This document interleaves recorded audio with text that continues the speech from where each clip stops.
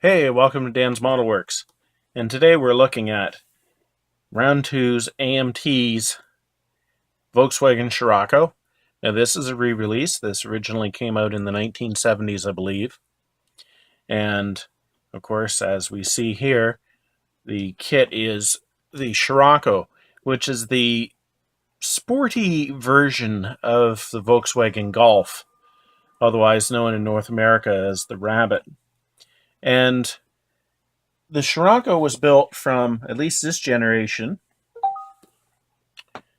was built from 1974 until 1981, at which point there was a second generation that came out, and then the nameplate was discontinued for quite some time. Now, this particular generation is based on what was then the current Volkswagen Golf, and a little trivia is the Scirocco actually came out before the Golf, even though it was based on Volkswagen Golf parts. And apparently the reason that Volkswagen did this is they felt it was a little less risky to put out a smaller volume car using these parts, and if there was any sort of problems, they would find out before committing to production of a larger volume car, e.g. the Golf. So, as you see here, this is Retro Deluxe Edition. So it basically has the original artwork and everything like that. And if we take a look at the box, you can see you can build your own hot racing version. And of course it's got fender flares and a bunch of racing goodies. And if we look at the other side of the box, you can see it has all kinds of body kit parts, as well as a roll cage that you can put in there. And if we look at the back of the box, as I won't say every Round 2 kit, but a lot of them, it gives you a parts overview. Now, I'm not sure how many parts this comes with, but the parts count tends to be a little bit higher because you can see you've got all the parts of the roll cage, you've got the body kit, an alternate set of seats, I believe, for the racing version, and of course we have a complete extra set of tires. So I did leave the plastic on this box. I have actually cut the back of the plastic off. A lot of people do this if they want to preserve a box as much original as they possibly can. The reason I left it on is because of this sticker here, and that's the new match and paint guide included inside. Now I believe that Round 2 has been doing this on AMT and possibly MPC kits for the last year or so. So I just wanted to leave that on there so anyone who hasn't seen it can see what it's all about. And just as a little aside here, at least one of my kids looking at the box top here said, "Geez, that's a flying car, Dad." And I guess it kind of is. But at any rate, the reason I ordered this, I special ordered this from one of my local hobby shops, is I was quite surprised that AMT had actually kitted the Scirocco back in the 70s. In that, I mean, it certainly isn't a mainstream car, and of course it's not a muscle car either. It's actually a fairly sophisticated subject. So I was kind of surprised that they ever came up with it at all. I'm actually kind of surprised that it was something that they chose to make the tooling for at all. So anyway, let's look inside.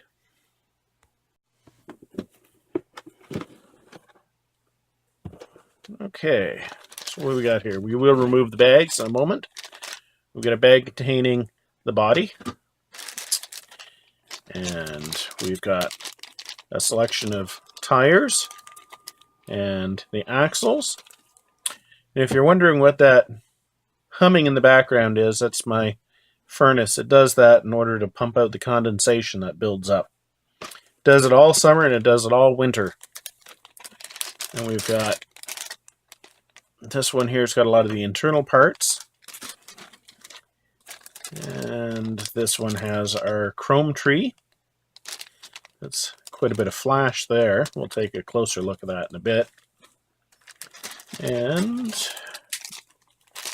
here is This looks like it's got a bunch of the engine parts in it.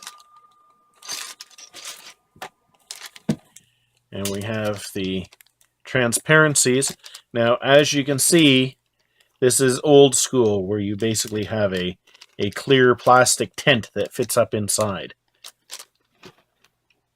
And then we have the decal sheet and the instructions. And we have the miniature box art to put together. Some people think this is cool. Some people think it's useless. I think it's kind of a neat idea.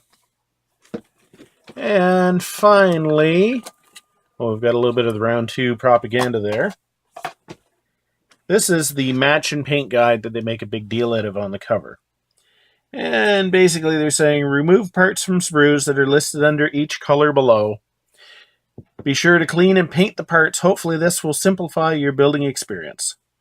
So basically, these are the parts that you should be painting black. 3, 4, 5, 24, 31, and 46.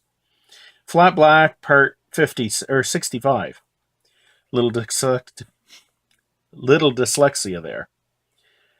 So all this is basically saying is you can pre-cut all your parts off and paint them in advance.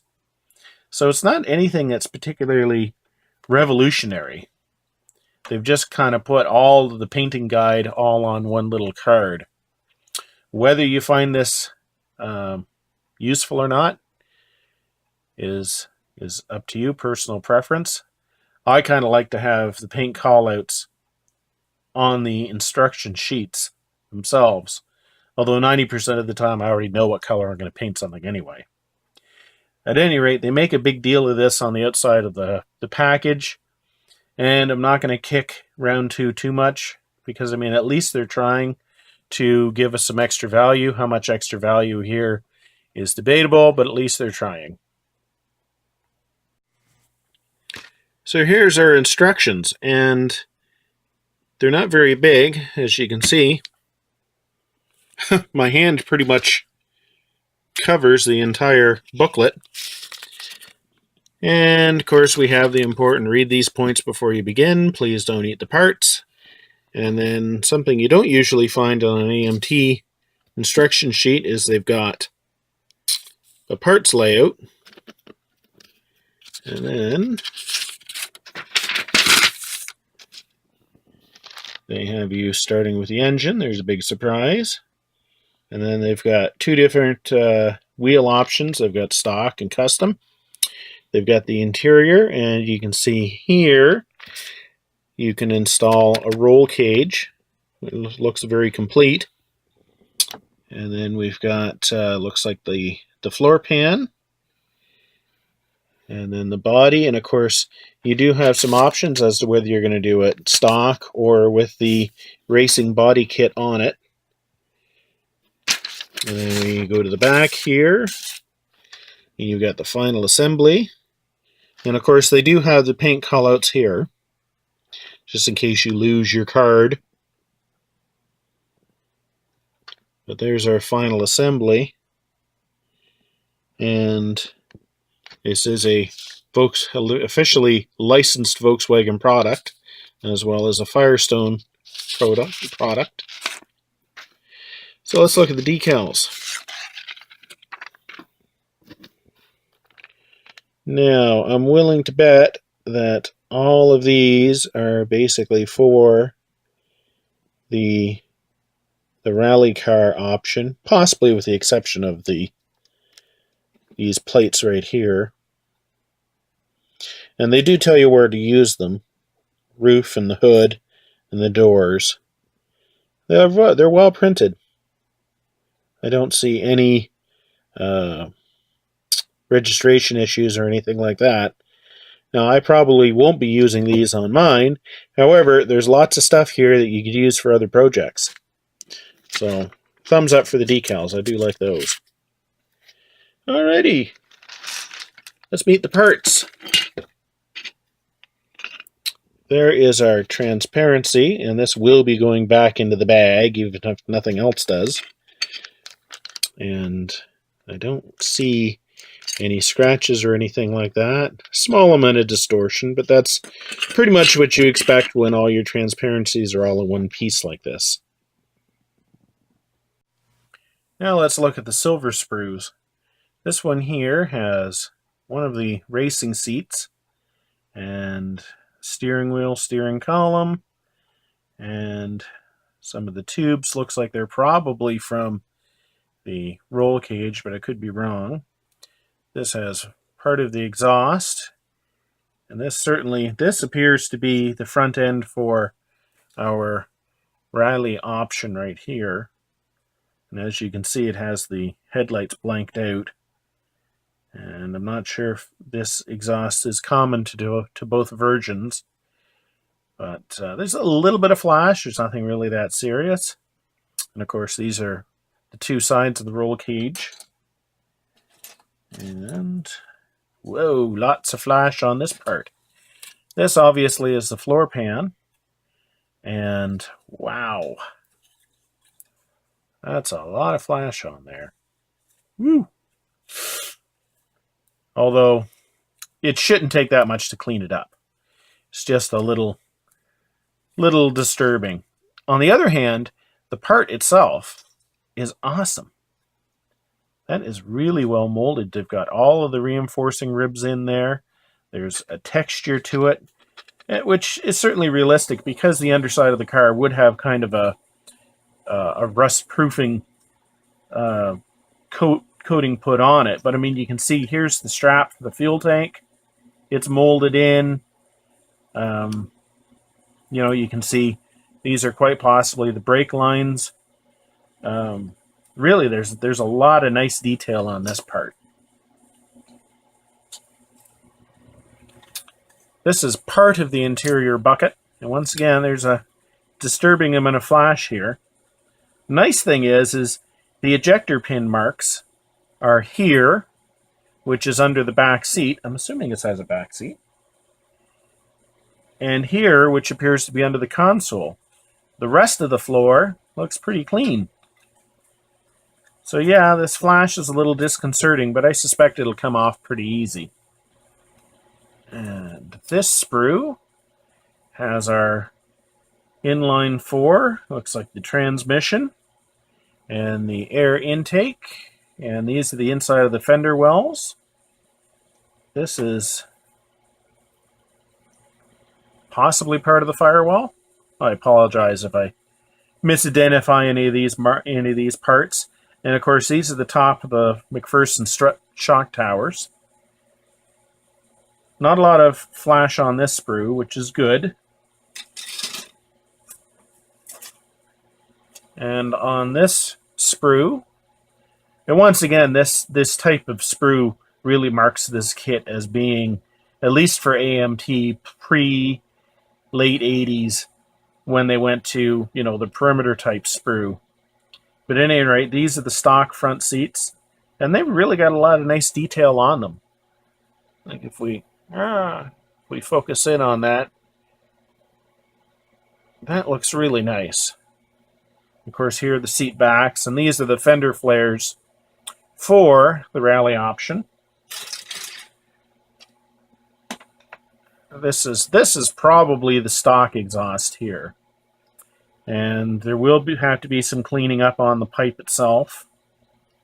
And here's some of the front suspension parts. This looks like the steering rack. Here's another steering wheel, so there's obviously a choice between the racing option and the stock. And these are some, looks like the brake parts. You know, for a 1970s kit by AMT, this actually has an awful lot of really nice detail in it. Here's the back seat. And once again, there's some really nice molded in detail there. And the last silver sprue. Once again, there's some troubling flash here. But I don't think it'll be that hard to trim that off. It's just a little bit of an annoyance, at least to me. This is interesting. This sprue originally must have being molded in orange because it's right on there. Now, something that you don't normally expect to see from a kit in the 70s is these sidewalls are molded separately. And you can see the window cranks and the door pulls. Very, very nice. And these are the stock wheels. Now they're molded in this silvery gray color, but you know, they would have been an alloy, so they wouldn't have been a bright silver anyway. So I'm kind of glad that they're molded on this sprue. And of course we have our instrument panel here on the dashboard. Now they don't give you a decal for this, but that's all really crisply molded. I'm pretty sure this won't give anybody any trouble in painting. And if I flip this over, the hood, so except for the flash, I'm really happy with the level of detail in this kit. It's a lot better than I was quite frankly expecting. I mean, I knew it was a re-release kit from the 1970s. Moving on to the chrome sprue, and got a big chunk of flash right there, and some more there. There's another big piece right here. Now this is their dipping part for dipping into the chrome baths. But at any rate, let's start looking at the actual parts. So we've got our grill, and that's nicely molded. Now these little tabs here, they'll need to be painted with some sort of a clear orange because those are your turn signals. And it would obviously benefit from a black wash to give some depth to that. And these are the taillight assemblies, and once again you're going to have to dig out your clear red and your clear orange. This is the rear view mirror, which is kind of nice to see that molded, and that's to go onto your windshield. And of course here are the optional race wheels. They look quite nice.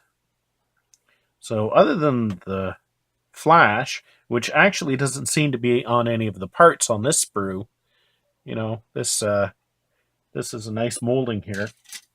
We'll get to the body in a moment. I just thought first of all we'd look at the tires, and let's focus in.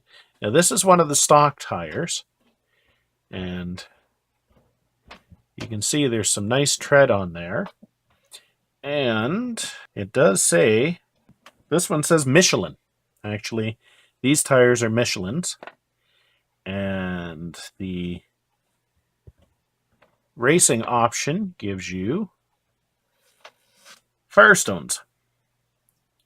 So you can see once again, they've got a fairly aggressive tread on them. A little bit of flash, although this will easily be cleaned up on a piece of sandpaper just by, you know, just doing that on a piece of sandpaper. So it looks like the molds have not aged well. There's a lot of flash. It's a little disappointing because otherwise this kit seems to have some amazing detail.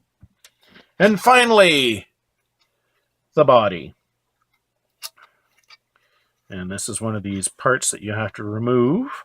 And this car had a single windshield wiper, which I believe marks it as being the last half of the original generation. Initially, I believe they came with 2 regular wipers, and then they switched to a single wiper.